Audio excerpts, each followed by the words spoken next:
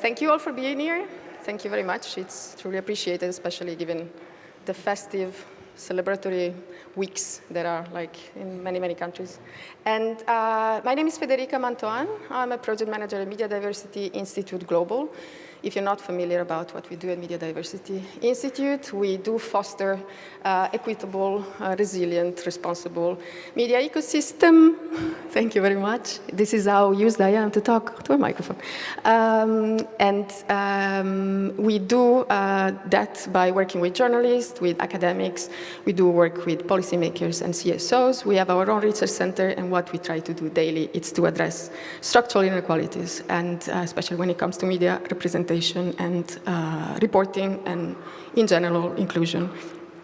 And that's pretty much it. We do that offline, we do that online, and this specific event today stems from a project that is called Chase, that it's where we try to tackle gender-based violence online, especially by working with online media. We have a very strong data set when it comes to research about online patterns of hate, and we did create an ICT tool for content moderation online to help online medias, and also a code of conduct. But all about this, you will hear from our colleagues Pascalia Leventi and Andrea Siafakas at the end of the day. If you want to know more about the project, you find an insert in the leaflet that you were given when you registered. That's pretty much it about Chase. What I wanted to say is that today the topics revolve around many questions that we couldn't resolve in the span of 2 years. That was our project duration. Many points that we couldn't resolve, address completely. There were many things that we think that will be very important to tackle in the future, and that's why we try to involve all the speakers that we believe are the most valuable voices, the most insightful people, and we are sure that the conversation will be absolutely informed and important today. So we want to warmly thank all the speakers who are here. Some I see, some I don't. I want to thank also our moderators, Nabila Shabir and Jada Santana, and also Elisa Grisky. I want to thank, of course, our partners for the Chase project, which is Alpha, CSI, CESIE, ECHR, ITML. It's a lot of acronyms, I know. Prototema, Simplexis, and Wanifra, and of course my colleagues at Media Diversity Institute, global and not global. We have offices in London and in Belgrade, and we want to thank them all. Who I also have to thank very, very, very deeply, it's our funder, which is the European Commission. It was possible only because they chose us among hundreds of projects, and it's important to thank them because, especially given the very bleak funding landscape that we are experiencing nowadays. I have to thank, of course, also the BELvue that allow us to be in this beautiful venue today, and the King Baudouin Foundation that welcomed us not only in their spaces but also in their democracy program. And to this end, I would like to welcome Adel Saebi, who is going to share a few words about their activities and the program itself.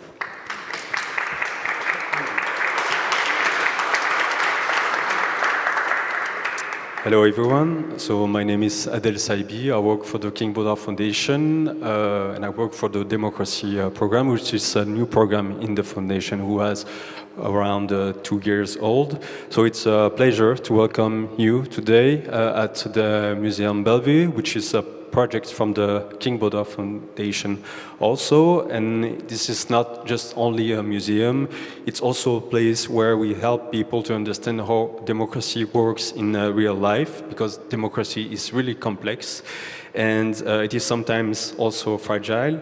So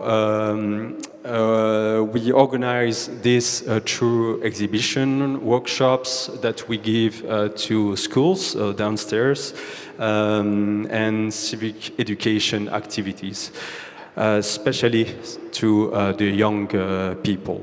So we try to make the democracy more accessible and concrete. The democracy program plays a very unique and central role in the foundation mission. We strengthen independent media, support leadership public, invest in civic education, reinforce civil society, and also work on tech and democracy. We actively found organizations in Belgium and Europe. For example, those that defend digital rights, promote accountability of platforms, and fight disinformation, and ensure that technology serves democracy. So if this work is more important than ever, it is because the global democratic context is deeply worrying.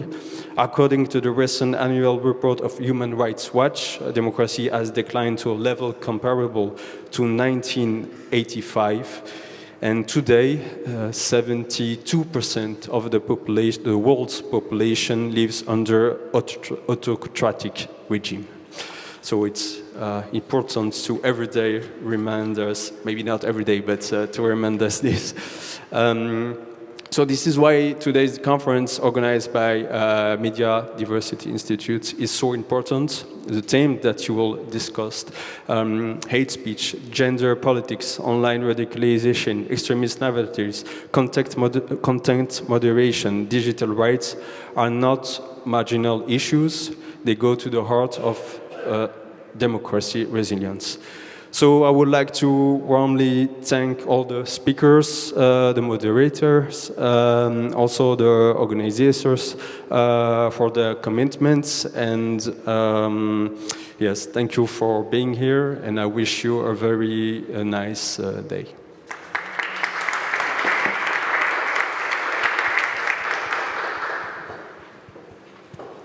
Thank you, Adel. I wanted to add something about your generosity. It is possible today to visit the museum if you wish to. Just leave your drinks and food downstairs, and possibly don't leave when people are speaking. That will be generous also from your side. On a more technical note, there is a clock room in the back. It's unattended, so I mean, be careful with your valuables. When you register, you were given stickers. It's color-coded.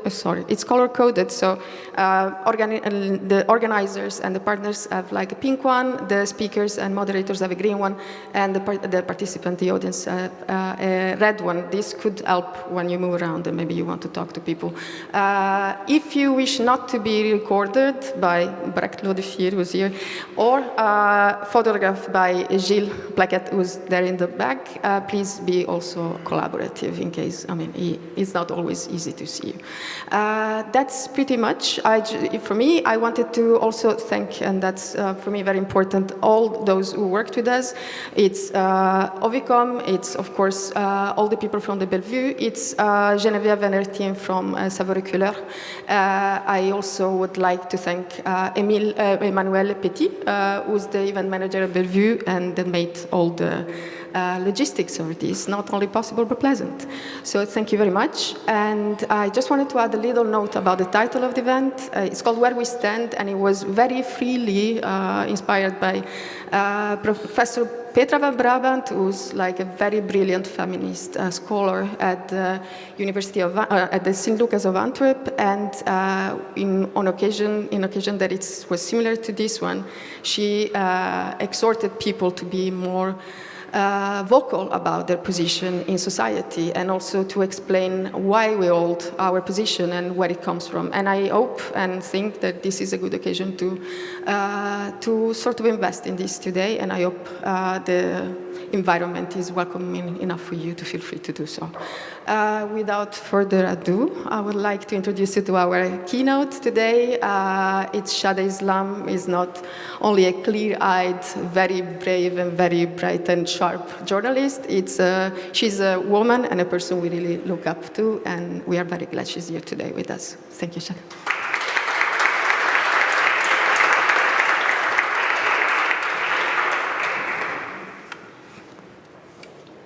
Thank you very much indeed, Federica. Good afternoon, everyone. It's a great honor to be here. Thank you to MDI for asking me to kickstart this very, very important conversation.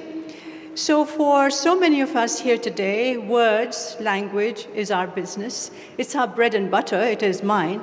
But we are also here because words and language are our passion. Words, all of us know, can inspire us and elevate us. They widen our horizons. Poems, literature, They widen our understanding of the world. But words, we also know, can divide. Gendered online violence, hate speech, is exactly that. It is divisive. It is a tool of humiliation and dehumanization.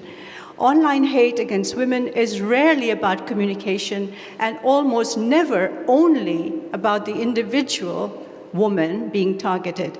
It is therefore not a personal problem of that woman, because it is about power, it is about hierarchies, and it is deeply, deeply political, because it signals who belongs and who does not. When women are insulted, they're called hysterical, incompetent, dangerous, immoral. When their appearance is scrutinized more than their ideas, when threats are sexualized, the message travels far beyond that one single post. It says very clearly, you do not belong here. Your voice is a threat. Stay in your place. And of course, attacking women online is also very good for business. Hate speech is therefore not background noise that we can ignore.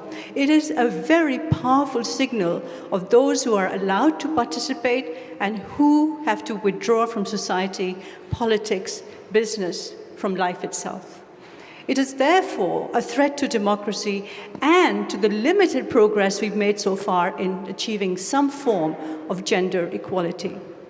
It's increasingly sophisticated, hiding behind humor, memes, euphemisms, and coded language. That's why it is so evil. It evolves faster than regulation and faster than efforts to moderate. And artificial intelligence is accelerating, we all know it, accelerating and deepening this transformation. AI does not simply reproduce bias and prejudice, it scales it. And across the world, AI image generation tools are being weaponized to manipulate women's speech, faces, and bodies. For women in public life, manipulated speech or fabricated videos can cause immense professional and personal harm. And we're witnessing this now, just now, in the case of Francesca Albanese, the UN rapporteur for the Palestinian territories. The way she is being defamed online and in real life is absolutely unacceptable. The bottom line is, dear friends, that technology is not neutral. We should stop pretending that it is. It reflects the inequalities of the societies we live in. And without accountability, it can deepen those divides and those inequalities. Like many women who occupy some form of public space, I have learned the hard way that visibility invites scrutiny and often invites hate. And I have also learned that the online environment can be particularly hostile to those of us who challenge dominant narratives, the consensus, if you like, and for those of us who are visibly outside outdated definitions of who is truly European.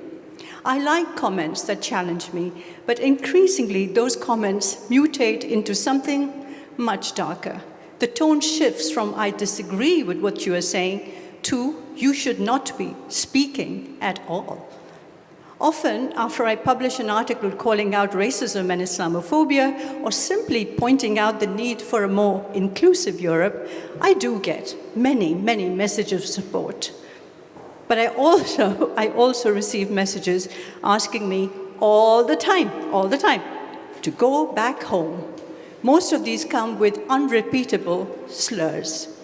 One such comment was striking because it was very precise about the mode of transport I should use to go back home. The writer said to me, "Go back on the same dirty camel that brought you to Europe in the first place." What struck me was not the insult itself, that was bad.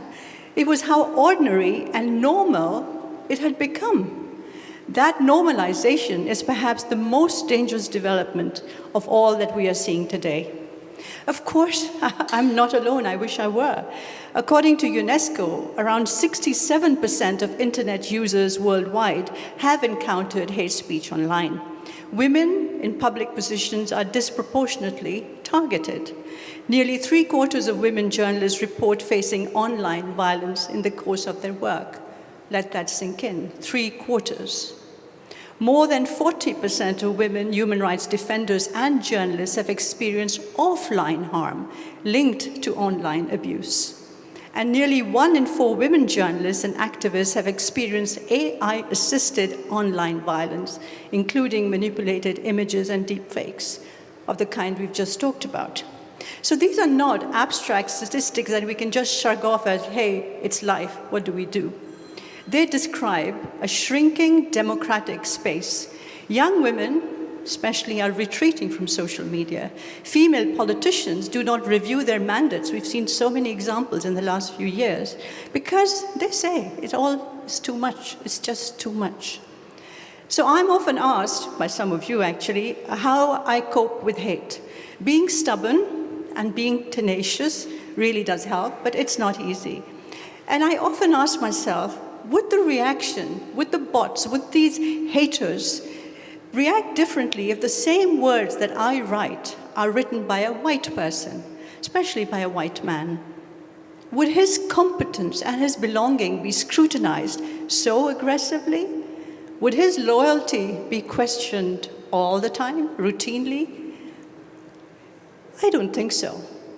Think about it. It is therefore very important to remember that not all women experience hate equally. Gendered abuse and misogyny frequently merge with racism. For women of color like myself, Muslim women, Jewish women, migrant women, LGBTQI+ women, and women with disabilities, hostility is layered. It is intersectional. This is something that in cities like Brussels, or perhaps across Europe, isn't really acknowledged, and it should be. Because our expertise is questioned more readily, our belonging is scrutinized, our legitimacy to speak up is challenged very, very aggressively. And every time such voices are pushed out, democracy suffers, and gender equality takes a step back. People sometimes say that women who speak despite such abuse are brave. That's a word I hear a lot, brave and courageous. But listen, why should courage be a prerequisite for expressing an opinion? A healthy democracy should not demand heroism from its women, whatever their race or religion. So friends, you know that none of this exists in isolation. I've written about this very, very frequently. Across Europe and beyond, our public discourse is hardening. Far-right movements are gaining ground, and their exclusionary narratives are becoming normalized by mainstream politicians. Racism is becoming more visible, more frequent, and more tolerated. Yet history teaches us that in times of uncertainty, societies often gravitate towards control, identity, and exclusion. Women's autonomy, their place in the world, their place in societies becomes contested terrain. Minority voices become inconvenient. Diversity, and we're seeing this now, is reframed as a threat. And all of this is happening now on our watch. And language is also shifting. Words that were once confined to extremist fringes, that were despised and found unacceptable, have seeped into our mainstream conversations. Misogyny and racism, I say again, are repackaged, but this time as humor. Cruelty is reframed, this time as honesty. And by now we should know that this is how democratic erosion begins, with normalization, repetition, and indifference. It begins with words. Online gendered hate speech is therefore a powerful warning sign about the direction that our societies are taking and how we have to work fast to stop the rot. And so the loud argument today is also about quote unquote free speech. Donald Trump and his allies in Europe define freedom of speech as the right to say anything, anywhere, without any consequences. But freedom of speech is not freedom from responsibility. Protecting women and marginalized groups from systematic and systemic hate is not against our democratic values. They are our democratic values. Excuse me. Here in Brussels, as we know, this debate on free speech has a particular resonance. The European Union is often seen as a global standard bearer for data protection and digital regulation. And it is true, there are initiatives such as the DSA, the Digital Services Act, which shows that the EU has taken an important and sometimes lonely stance in confronting the power of big tech.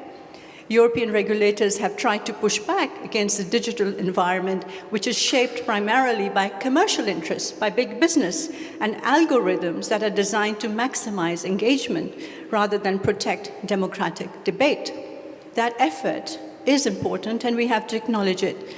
But translating these ambitious rules into meaningful, tangible change will require well-resourced legislators, consistent enforcement, and above all, the political will to withstand legal challenges and aggressive lobbying by big tech. Personally, I would also like the EU to be more assertive in ensuring that digital spaces are places where women and marginalized voices can participate safely and equally. Today, increasingly, and we have to talk about it, legacy media is no longer setting the agenda alone. Social platforms are doing that. And these social platforms reward engagement, not accuracy, and hate and online violence travels faster than nuance. Hate against women is, as I say, big business. So when traditional media weakens, younger and more diverse audiences search alternatives. And legacy media has shown itself to have certain blind spots and double standards when it comes to crises like the genocide in Gaza. And when trust erodes, audiences migrate towards unverified and emotionally driven sources. And in that vacuum, hate spreads faster than facts. So what can we do? Research and monitoring are essential. Projects like CHASE matter, of course. But we need more. We need political leadership. And it has been showing this political leadership of the kind currently being deployed to protect children online. I believe that is quite impressive and should continue. But we need stronger regulation also for online hate against women. We need education and media literacy. We need better technology, moderation systems that are designed with accountability and a gender awareness lens. And we need solidarity, transnational solidarity, as someone reminded me this morning. The way we respond to gendered hate speech is shaping our present and our future. It is determining the state of our democracy. Democracy, friends, is shaped by what we tolerate and what we refuse to tolerate. It is not measured by how loudly the powerful speak, but how secure everyone else feels in speaking. When women are driven out of debate, it is not, and I repeat because I'm told that, it is not a personal problem. It affects all of us because democracy contracts. So, dear friends and colleagues, this is, I believe, a defining moment. We cannot sit back and watch passively while our societies are destroyed, women are insulted, and our democratic values are eroded. The pushback has to come from leaders and institutions, but also from all of us who want our democracies to be stronger, more inclusive. We need, friends and colleagues, to work together. This is what CHASE is about. We need to work together, not in silos. We need to connect and to network. It is not a cliche, dear friends. Together, we are stronger. Thank you.